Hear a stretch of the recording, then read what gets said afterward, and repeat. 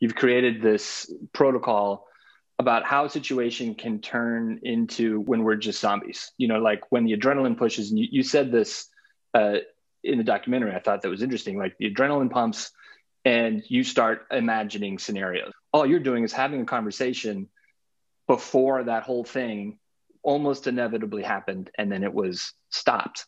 I'm so curious about is that experience when the adrenaline gets pumping, how it affects how our minds work. Yeah, and this is probably, I mean, obviously more in your wheelhouse than mine, Gabe. But when I understood through all of my therapy in the VA and just how addicting like dopamine is, and so what happens when you get that adrenaline hit and you're getting that like rush of these like feel good chemicals, whatever they are, whatever the cocktail is, but we don't understand it enough to know what's happening. We just know, I want that feeling.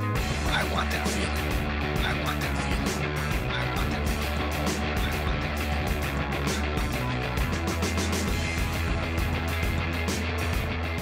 In our police academy, there's such an emphasis placed on that like high speed stuff where, you're in these like vehicle pursuits out on the driving track and you're driving fast through cones and skidding sideways. And then you have the person bail out and it's all a scenario, but you remember it vividly.